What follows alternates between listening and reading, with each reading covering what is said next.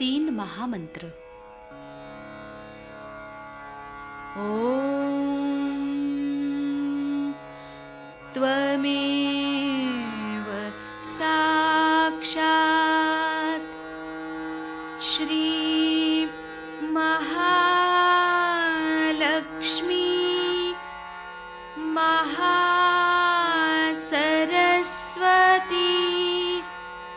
महाकाली त्रिगुणात्मिका कुंडलिनी साक्षात् श्री आदिशक्ति माताजी श्री निर्मला देव्यै नमो नमः। ॐ त्वमेव साक्षात् श्री कल्की साक्षात् श्री आदिशक्ति माताजी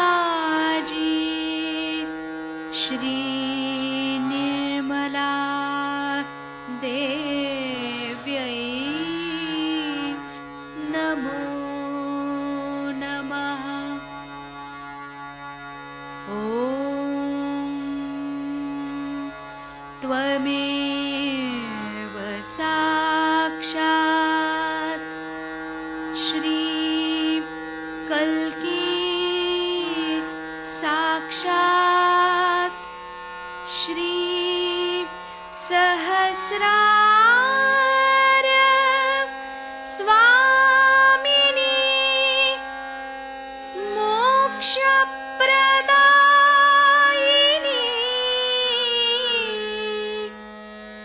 माताजी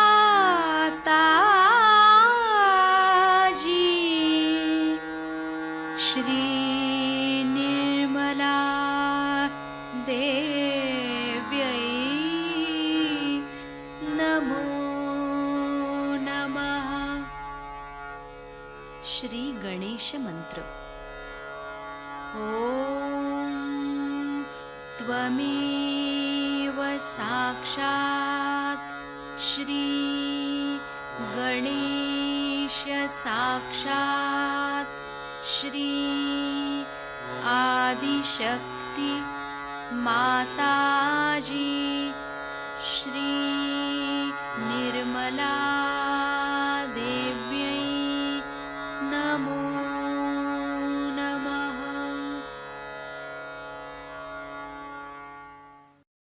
जय श्री माता जी। दोनों हाथ माँ के सामने हृदय में श्री माता जी को नमन करेंगे। श्री माता जी की छवि को अपने सेंटर हृदय पर स्थिर करेंगे।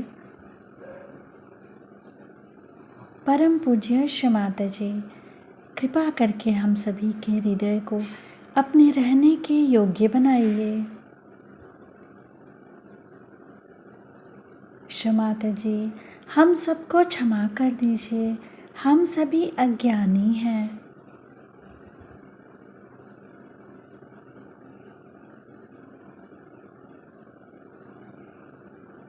श्री माता जी, हमारे इस हृदय को और पावन कीजिए ताकि आप यहाँ आ सकें।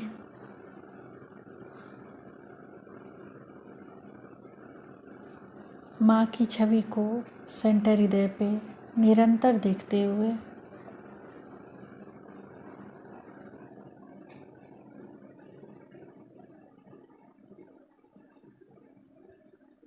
धीरे धीरे अपने संपूर्ण चित्त को दोनों हाथों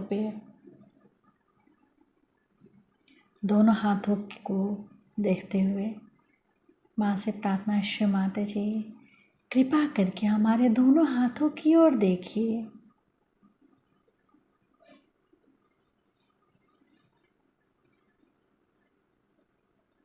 धीरे धीरे अपने संपूर्ण चित्त को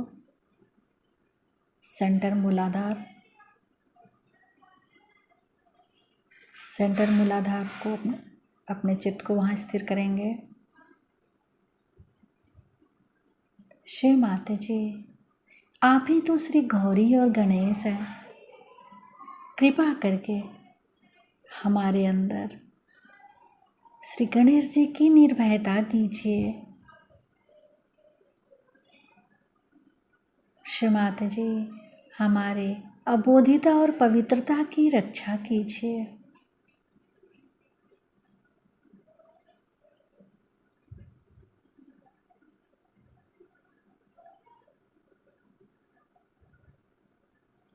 धीरे धीरे अपने संपूर्ण चित्त को सेंटर स्वादिष्ठान,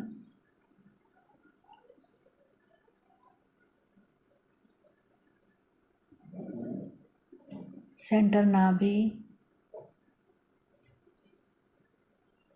पूरा भवसागर,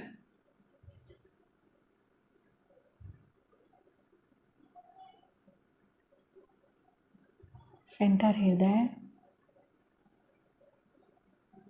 सेंटर विशुद्धि, फ्रंट आज्ञा। फ्रंट आज्ञा पर श्री निर्विचारिता मंत्र। ओम त्वमेव साक्षात् श्री निर्विचारिता साक्षात् श्री आदि शक्ति माता जी श्री निर्मला देव्यै नमो नमः।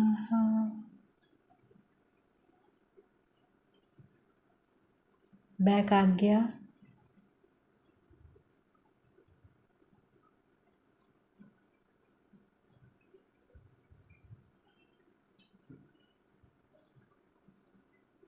सहस्त्रार।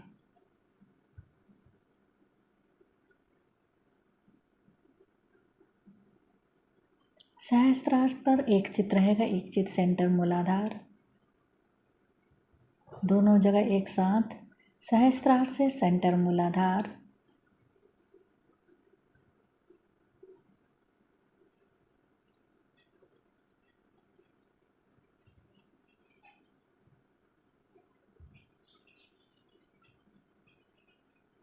अब अपने संपूर्ण चित्त को सहस्त्रार पर रखें।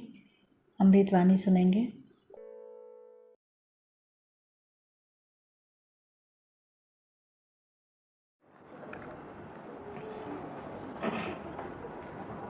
सत्य को खोजने वाले आप सभी साधकों को मेरा नमस्कार।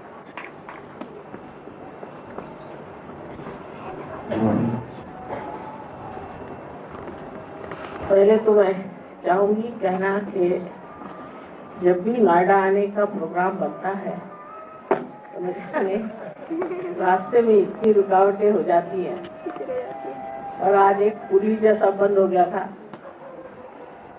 मैं सोच रही थी कि सब लोग इंतजार में बैठे होंगे, तो अब अगले वक्त से नोएडा में रहना शुरू करना पड़ेगा।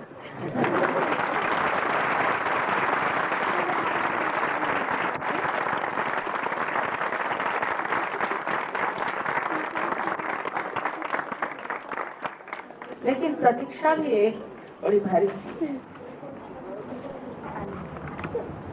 अनेक लक्षणों से वर्णित करते थे, बताते थे कि परम चैतन्य ये है और परम चैतन्य ये है।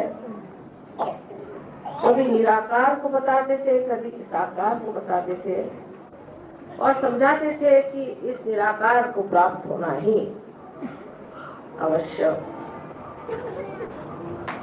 आवश्यक यही एक चीज, और बाकी सब चीज बेकार। सब लोग यही कहते आए हैं कि ये सब साधु संत, महात्मा और बड़े बड़े ऋषि मुनि एक बात कहते आए, आपको परमात्मा को प्राप्त करना है। लेकिन हमने तो परमात्मा को देखा नहीं, हमने तो परमात्मा को जाना नहीं, फिर हम उन्हें किस तरह से प्राप्त करें? ये तो एक सर्वसाधारण मनुष्य के दिमाग में विचार आना जरूरी है। पहले जब उदगिनी के और बहुत से लोगों का ध्यान गया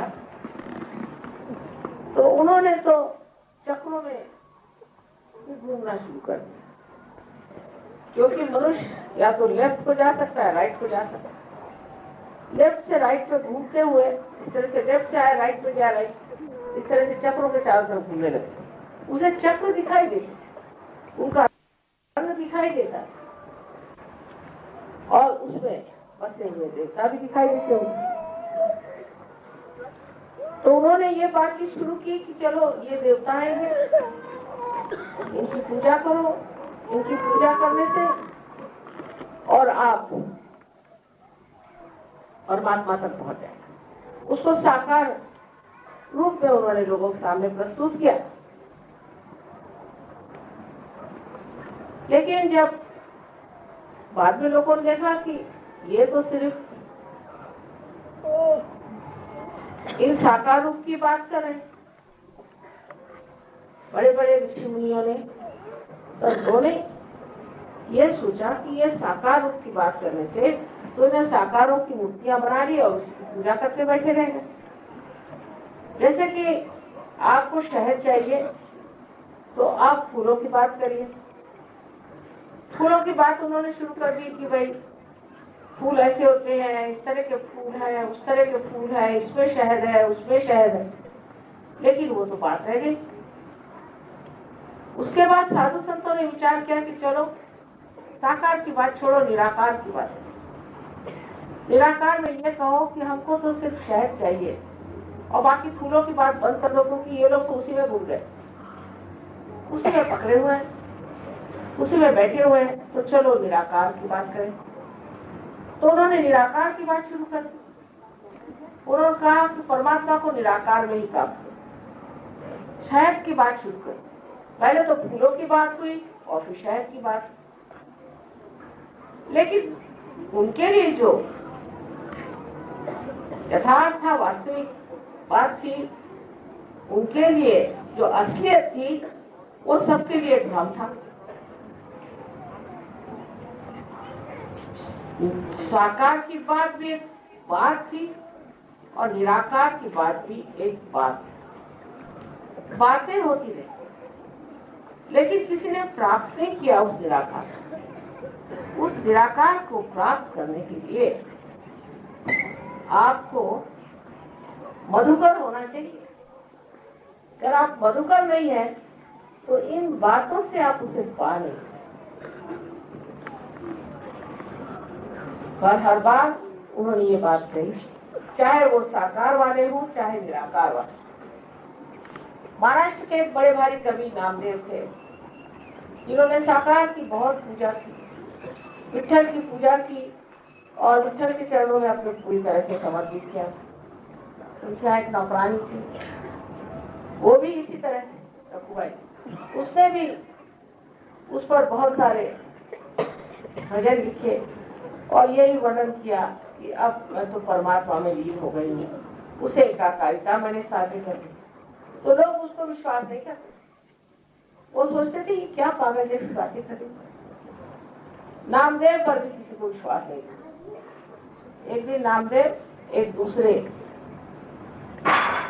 आत्म साक्षात्कारी बड़े बहुत पहुंचे हुए ऐसे इंसान थे जिनका नाम था गोरा कुमार, उनसे मिलने गए। दोनों भी आत्म साक्षात्कारी बहुत ऊंचे दर्जे के लोग थे। जाकर के ये तो दर्जी थे और वो एक कुम्हार थे। तो नामदेव जब जाकर के गोरा कुम्हार के सामने खड़े हुए तो देख रहे हैं कि वो अपने पैर से मिट्टी को रौंद रहे हैं। ऊपर देखते साथ हठात वो खड़े हो गए। आवाज एक मिनट कुछ बोल नहीं। उसके बाद उनके और हाथ करके कहते हैं कि मैं तो यहाँ निराकार को देखने आया था, मैं तो चैतन्य को देखने आया था, निर्गुण को देखने आया था, पर निर्गुण को मैंने साकार में देखा। क्या ये पहचान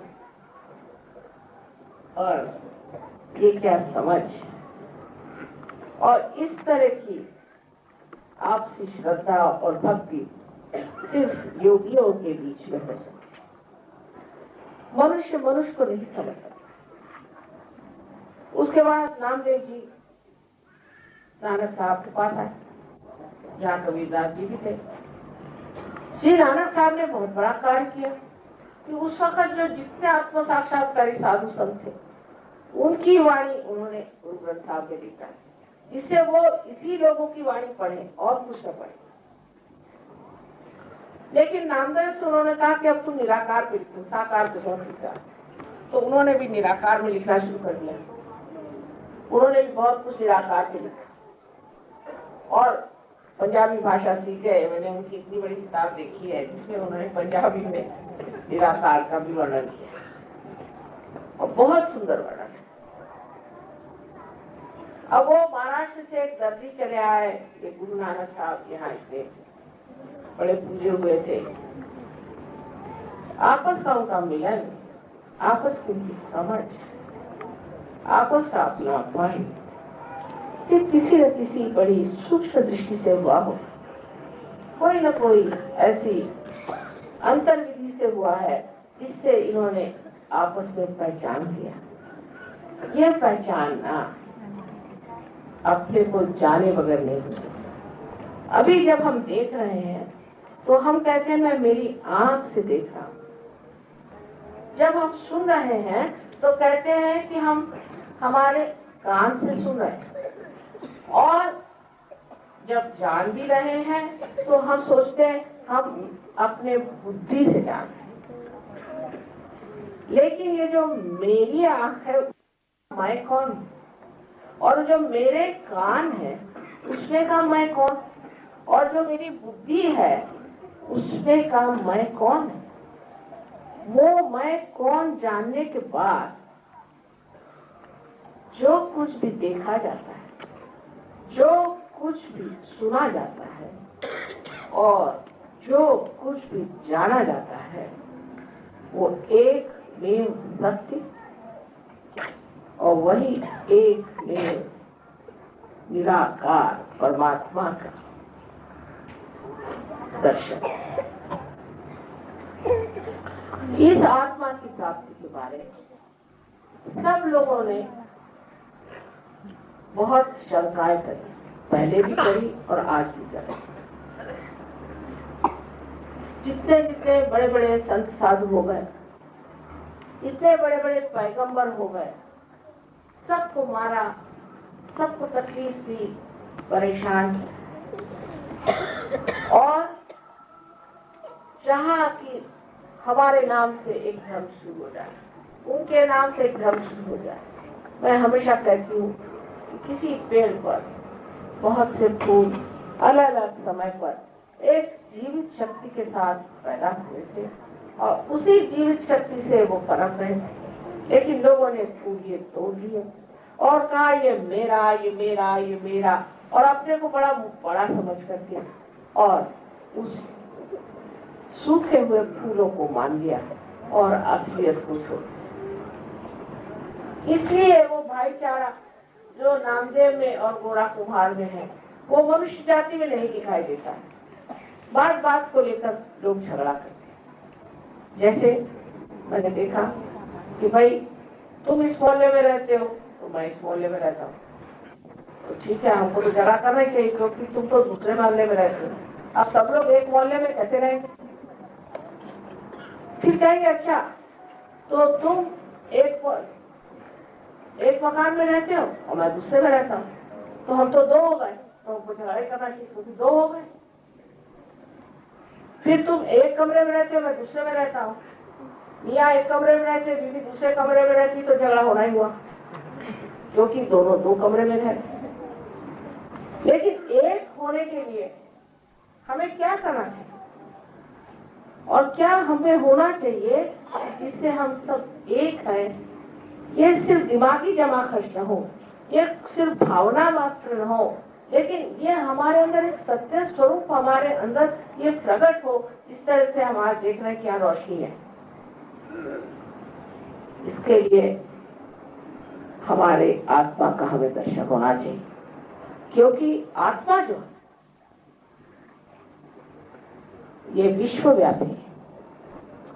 हमारे अंदर आत्मा का दर्शन जो हो रहा है वो एकमेव परमात्मा का हमारे अंदर दर्शन हो रहा है और वही सबके अंदर हो रहा है।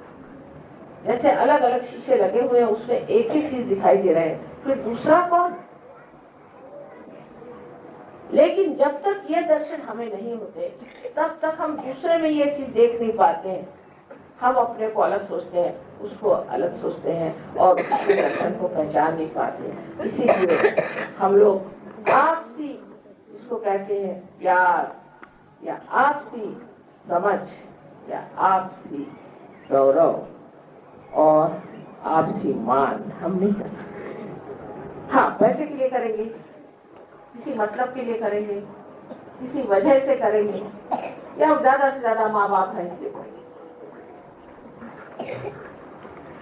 या जब हम किसी चक्कर में आ जाते हैं कि भाई हम लोग इस विचार के, उसका कहेगा हम इस विचार के, उसका कहेगा हम इस विचार के, तब इसलिए हम एक हो जाते हैं कि हम दूसरों से नफरत करना चाहते हैं। नफरत के नाम पर लोग में एकता फौरन आ जाती है, लेकिन प्रेम के नाम पर कभी नहीं आए। और आज तक हमने सिर्फ नफरत की शक्ति इस्तेमाल करी, कभी भी प्रेम की शक्ति इस्तेमाल नहीं करी, जो कि बड़ी जबरदस्त है। इस शक्ति के आगे तो कोई टिक ही नहीं सकता। ऐसी प्रचंड शक्ति की इसके आगे सभी भूल जाए, और इसमें आपका भी हृदय इतना विशाल हो जाएगा, आप इतने महान हो जाएंगे कि आप आश्चर्यचकित होंगे कि क्या ये वही हो जो इतना मुझ में रंग चढ़ गया,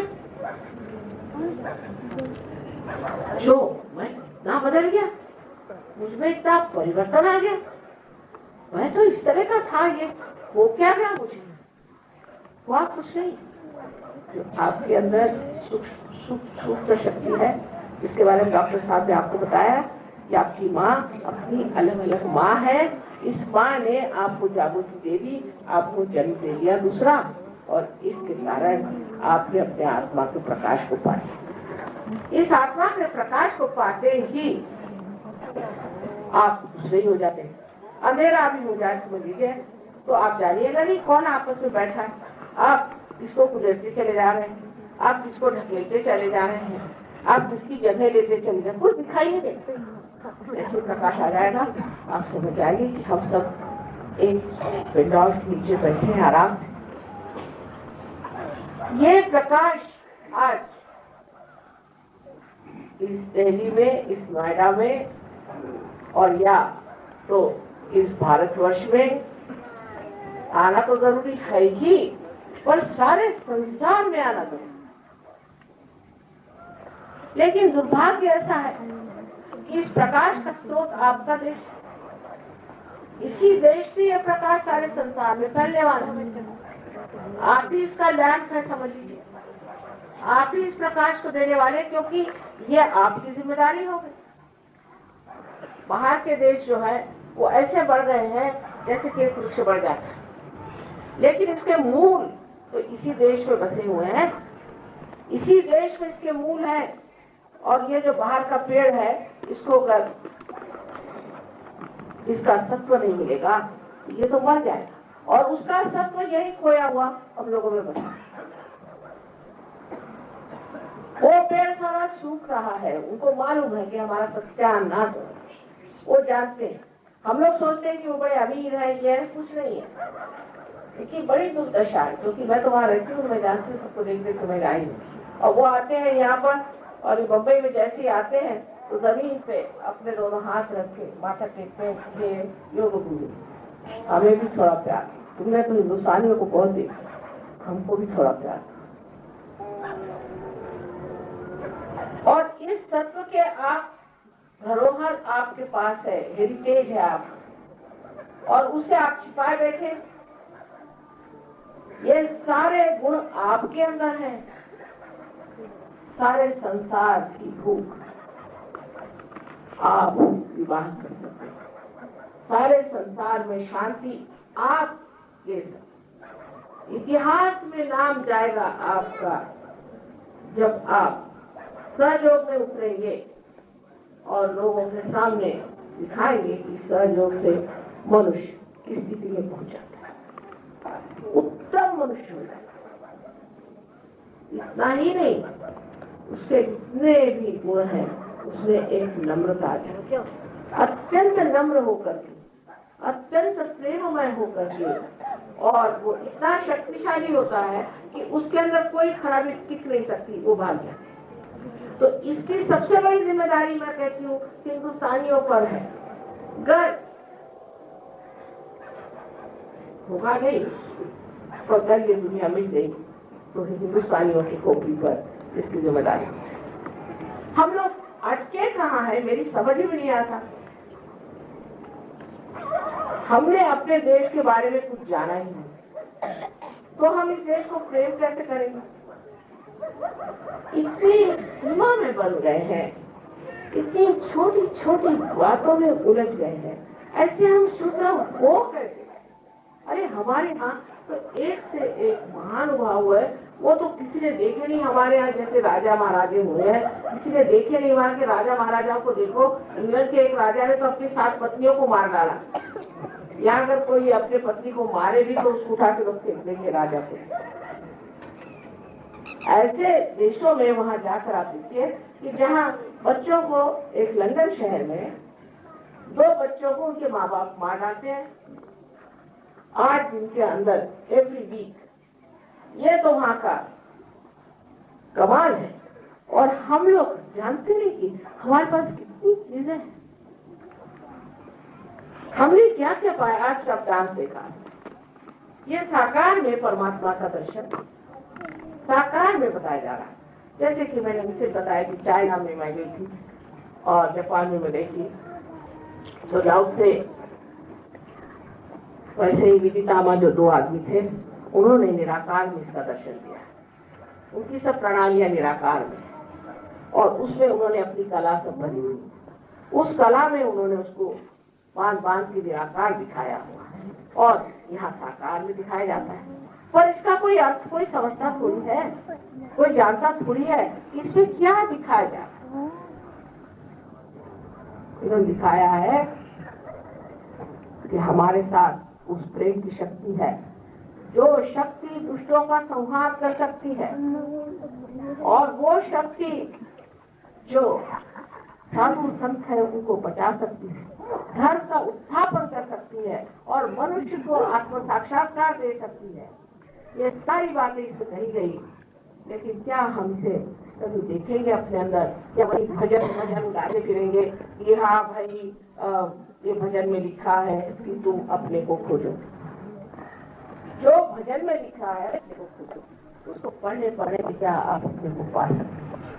तो ये कार्य आत्म साक्षात्कार का कार्य होना चाहिए, और इसके बारे में हमारे यहाँ अनेक भविष्यवाणियां होती। उस भविष्यवाणी के अनुसार हमें इसे प्राप्त करना है, इसे पूरी तरह से प्राप्त करना है। और जब हम पूरी तरह से इस योग में उतर आएंगे, इस सहज में उतर आएंगे, तब कोई भी बात असहज नहीं,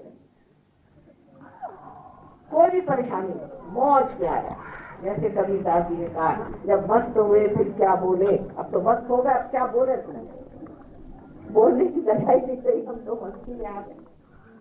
ये सारा कुछ जो वर्णन है ये सब भ्रष्ट हो सकता है, लेकिन ये जानना चाहिए कि हमने जो चीजें छोड़ दी परमात्मा के लिए,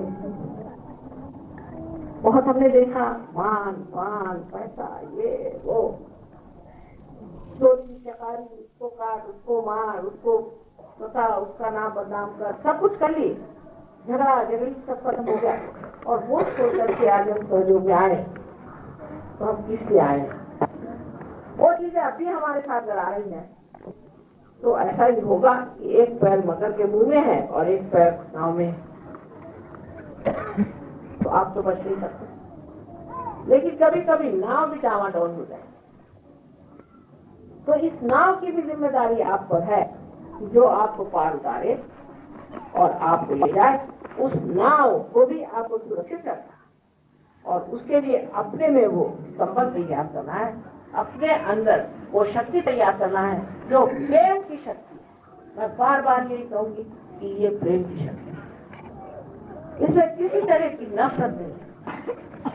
प्रेम की शक्ति में मनुष्य को जरूरी नहीं कि वो बहुत डिसिप्लिन करे कि आप लाइन से खड़े हो जाओ, लेफ्ट राइट करो, राइट को लेफ्ट करो, राइट को लेफ्ट करो, कुछ भी करो। कब तक ये बाह्य चीजों में कुछ रखा है। देखो पेड़, उसकी जीवन प्रक्रिया होती है, वो किसी तरह से बढ़ता है, अपनी सूझबूझ से बढ़ता है। एक जब अंकुरित होता है तो एक छोटा सा, बिल्कुल छोटा सा सेल होता है, और वो सेल बराबर जानता है कि मैं किस तरह से नीचे जाऊं और किस तरह से सुधरता हुआ वो पृथ्वी में जिस तरह से जाता है, और जहाँ कहीं उसको पत्थर दिखाई देता है उसको वेस्टर्न दे देता है। उसको ये विचार अगला कि देखो ये जब पेड़ होगा तो उसका फायदा, और फिर वो किस तरह से दूसरे जाता है। ऐसे हजारों सेल हमारे अंदर है, अभी वो सिर्फ जागरूक नहीं होंगे। जिस दिन जागरूक हो जाएंगे तो हमारे अंदर ऐसी सूझबूझ आ जाएगी कि हम अपने को एक ठहरा हुआ इंसान, बड़ा अच्छा शब्द है हिंदी भाषा में, खासकर पंजाब में मैंने शब्द सुना ठहरा, कि ठहरा हुआ, जैसा एक पेड़ ठहरा, और अनेक ऐसे वन बन जाए, ऐसे अनेक वन बन जाए जो कि कल्पतरु जैसे हो जाए, और संसार का सारा उद्धार आपके हाथ में। आप अपने को सामान्य समझते हैं इसलिए इन चीजों में आप उलझ रहे हैं तो बिल्कुल बेकार, इसका कोई नहीं अर्थ निकलने वाला, और इतिहास में आपका नाम जाएगा कि इतने बेवकूफ और इतने मूर्ख और इतने दुष्ट हिंदुस्तान में आए थे। शायद हो सकता है कि उनका नंबर न दे, लेकिन आप जिसकी लोक संख्या बहुत ज्यादा, लोग कहते हैं हिंदुस्तानी की लोक संख्या ज्यादा होगी, क्योंकि इस देश में व्यवस्था लोक संख्या की प्रेम, इस प्रेम की शक्ति को आप बढ़ाना चाहिए। सहयोग में आप जानिएगा कि इस प्रेम की शक्ति से अनेक लोग ठीक होंगे। कैसी कैसी बीमारियां छूटती थी। परसों की बात है, एक बच्चा 3 साल की उम्र लड़का था, उससे कभी उसके जबान से एक शब्द किसी ने सुना नहीं, कभी उसकी आवाज नहीं निकली, वो कुछ सुन नहीं पाता था। वो 5 मिनट में बोलने भी लग गया और सुनने भी लग गया।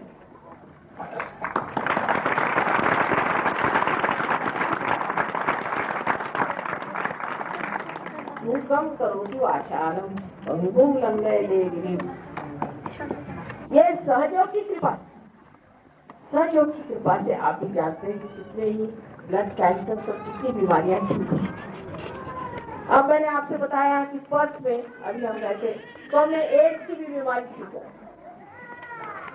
वो भी ठीक है।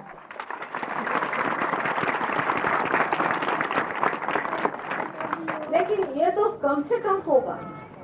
जिस मंदिर में आप दीप जलाते हैं उसको पहले सफाई तो कर लेना पड़ती है, फिर उसमें दीप जलता है, ये तो कम से कम।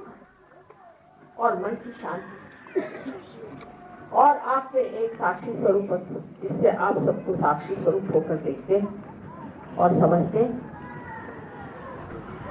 ये देखने की चीज है, निरंजन देखने की चीज है, इसे उलझने की चीज नहीं।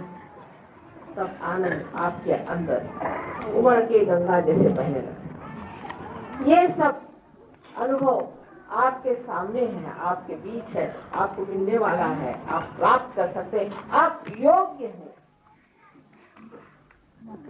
एक निश्चय होना चाहिए कि हमें आत्म साक्षात्कार मिले, बस यही एक शुद्ध इच्छा है, और इसी शुद्ध इच्छा की शक्ति कुंडली।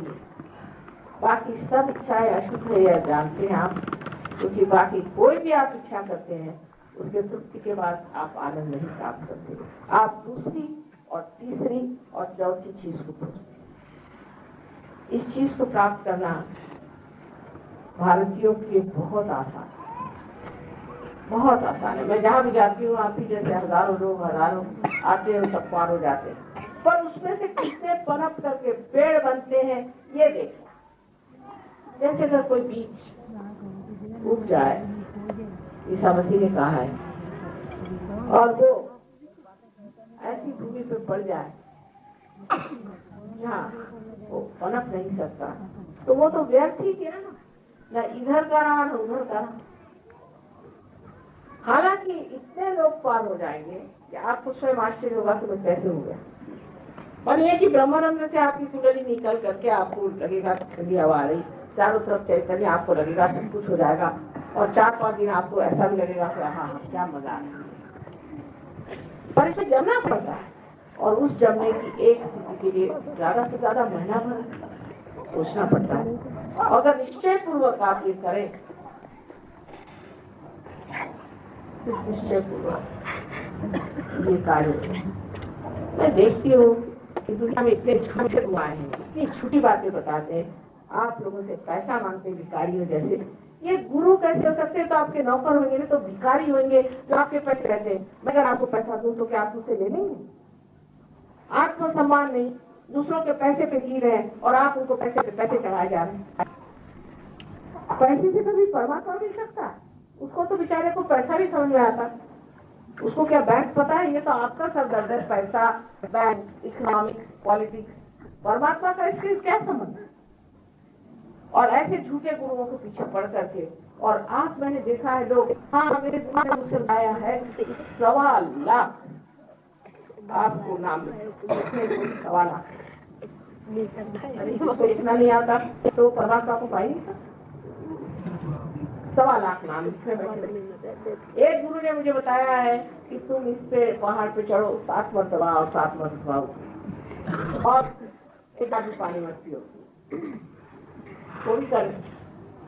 और किसी गुरु ने बताया कि तू ला करके मुझे 1.25 तोला से दे, नहीं तो 125 तोला तो सोना दे, फलाना दे, ठिकाना दे, ये कर दे, वो दे।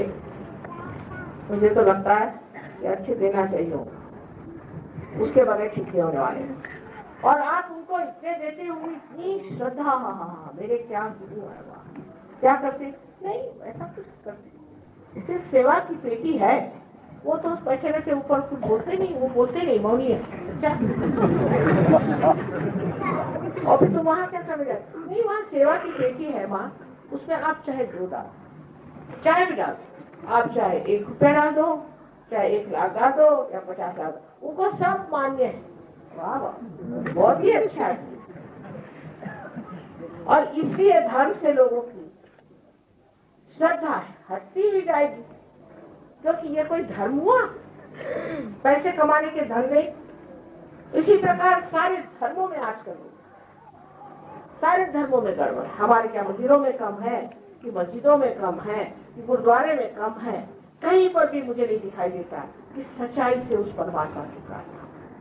हाँ, भक्त लोग सच्चे, भक्त लोग सच्चे, वो जाते हैं बेचारे बड़े भक्ति से जाते, इसमें कोई शक नहीं। लेकिन जो वहां बैठे हुए हैं उनकी दृष्टि और जगह, उनकी दृष्टि और जगह। अगर उनकी दृष्टि ऐसी हो परमात्मा तो इन भक्तों को घुसते तो जरूर काम हो जाएगा, जरूर काम बन जाएगा। लेकिन मैं सब दुनिया देख चुकी। अब मुझे लगता है कि इंसान ने धर्म अपने जेब में डाल लिया और उसको जैसा चाहे वैसा करता है। और हमारे बच्चे अब कहते हैं कि क्या धर्म हुआ तुम्हारा? इसको क्या धर्म कहते हो? हर तरह की शराब तुम पीते हो, हर तरह के धंधे तुम करते हो, चोरी करते हो, चकारी करते हो, हमको परेशान करते हो, ये कोई धर्म हुआ? कोई सा भी आप धर्म तो देख लीजिए, किसी भी धर्म में आज कोई मनुष्य खड़ा है तो वो ये नहीं कह सकता है कि इस धर्म का आदमी खराब नहीं है, या इस धर्म का आदमी कोई बात नहीं करता है, या इस धर्म के आदमी ने कभी भी कोई ऐसी दुष्ट बात नहीं करी। किसी पे कोई धर्म का बंधन ही नहीं पड़ता। इसका मतलब धर्म अंदर से जागरूक है। ये जो कुंडलिनी है, ये जो ये आपके अंदर वो धर्म जागरूक है, फिर आप भी संत हो जाते हैं, आप खुद ही उस धर्म में जागरूक हो जाते हैं। मुझे कुछ बताने की जरूरत नहीं है, आप स्वयं ही उस धर्म में उतर आते हैं और धर्म आपके अंदर जागरूक हो जाता है। इसके बारे में सबने कहा है कि अपने ही अंदर जागरूक, तब फिर जो विश्व धर्म है उसको आप समझ कि विश्व में एक ही धर्म है, और वो धर्म ये है कि परमात्मा का और हमारा संयोग, यही एक इस योग के सिवाय और कोई धर्म नहीं। जब ये हो गया तो सब कुछ मिल गया। जब तक इस बिजली का कनेक्शन नहीं होगा तो क्या ये बिजली जलेगी? जब तक इसका कनेक्शन नहीं होगा तब तक ये काम करेगा। इसी तरह से आपका कनेक्शन उससे हो जाए, योग घटित हो जाए, आपके जीव का परमात्मा से संबंध हो जाए, इस परम चैतन्य से संबंध हो जाए। इसके अलावा और कोई चीज की जरूरत नहीं। तो सारा धर्म आपके अंदर उतर आएगा, सारा शास्त्र आपके अंदर उतर आएगा, सारा ज्ञान आपके अंदर उतर आएगा, सारा सत्य आपके अंदर आ जाएगा और आप आनंद में ही डूबते रहेंगे। और ऐसा लगेगा कि पता नहीं कौन सी गवर्नमेंट में आ गया हूँ, इस सारी चीज सामने चले आ रही, सब चीज हुए जा रही। ये कैसे हो रहा, ये चीज कैसे बन रही, ये चीज कैसे घटित हो रही। इसके लिए पहले सिर्फ आप इतना ही सोचे कि माँ आज हमें आप जागृति दे दीजिए, हम जागृति चाहते हैं, बस दूसरी कोई बात नहीं। इतनी इच्छा आप लोग करें और ये कार्य हो जाए। आशा है आप लोग सब तैयार हैं और अब थोड़ी देर में हम चाहेंगे कि आत्म साक्षात्कार की प्रक्रिया करें। उसमें कुछ करना नहीं, जो कि सहज है, अपने आप ही घटित होती है, जीवन प्रक्रिया है। जैसे बीज को आप जमीन में छोड़ दीजिए, अपने आप घटित होता है, फिर उसमें से अंकुर निकला, ऐसे आपकी भी क्रिया होगी। लेकिन मैं आपको ये भी दिखाना चाहूंगी कि आपके चक्र आप किस तरह से संभालें। बस आप लोगों को सवाल तो जरूर होंगे, क्योंकि दिमाग तो चलते ही रहता है, दिमाग नहीं ठहरने वाला और पटाख बहुत से सवाल लोग पूछते रहते हैं। इसलिए मैं कहूँगी कि आप मुझे सवाल लिख करके दे दीजिए और कल कहाँ पर है प्रोग्राम, अब रामलीला ग्राम में मैं आपको उत्तर दे दूंगी। अच्छा, तो अब शांति से बैठिए। पहली बात कि अपने प्रति एक प्रसन्न चित्त। पहले ये कि तुम पापी हो, तुमने ये पाप किया, ये सब बेकार बातें हैं, कोई अर्थ नहीं। अरे मनुष्य तो गलती करेगा, कोई परमात्मा गलती करते हैं। तो मैंने ये किया, मैंने फलाने गलती करी, ये सब भूल जाइए। ये पिछली बात है, पिछला सब भूल जाइए, भूतकाल सब, कोई भी गलती करी, कुछ भी आपने किया, उससे कोई फर्क नहीं पड़ता। आप दरबार में आए हैं, बस यही बहुत बड़ी बात है। तो जो अपने को दोषी समझते हो, तो सोचना चाहिए कि अभी अगर आप दोषी हो तो यहाँ न बैठे तो जेल में होते, और जो जेल में बैठे वो भी पार हो जाते हैं, क्योंकि परमात्मा का तरीका और है और उनका जजमेंट और है। और कुंडलिनी आपके बारे में सब जानती है, वो आपको संभालेगी। आप मेहरबानी से अपने ऊपर न्यायाधीश मत लगाइए और अपने को मत सोचिए कि मैंने ये गलती करी, मैंने वो गलती करी, और अपने को दूषण मत दीजिए और अपने को गिराइए। पहली तो बात ये शर्त। और दूसरी शर्त ये है कि आप सबको एक साथ माफ कर दीजिए। पहले तो अंग्रेजों को माफ करिए, 300 साल हमारे खोपड़ी में बैठे। मैंने इतने अंग्रेजों को पार कराया है कि आप विश्वास नहीं कर सकते। इन दुष्टों ने बहुत सताया, मुझे बहुत सताया। चलो छोड़ो, लेकिन इससे पार हो गए। तो पहले तो इनको क्षमा करो। 300 साल अपने खोपड़ी पे बैठे और अपनी सब में डील करा दी, झगड़ा लगा दिया और चल दिए। उनके यहाँ झगड़े अब बहुत हो रहे हैं, उसके फल भोग रहे हैं, भोगने दो। सबको माफ करो, सबको माफ करो। ये ना गिनते बैठो किसको माफ करना, जिससे तकलीफ है, कुछ नहीं, सबको एक साथ माफ करो। पहले सबको माफ। आखिर आप माफ नहीं करते हैं क्या करते हैं? कुछ नहीं करते। जानने की बात है, समझ की बात है कि जब हम कुछ करते ही नहीं तो बेकार में हम क्यों किसी के बारे में सोचें और अपना दिमाग और खराब। तो कृपया आप ऐसा करें, सबको एक साथ आप क्षमा। बस यही 2 शर्तें हैं। और तीसरी ये कि आपकी इच्छा होनी चाहिए, आपको जबरदस्ती नहीं करना। परमात्मा ने आपको स्वतंत्रता दी। मैंने मीडिया देखी, इसका कुछ तो देना होगा, मैंने कुछ नहीं, बस चैतन्य।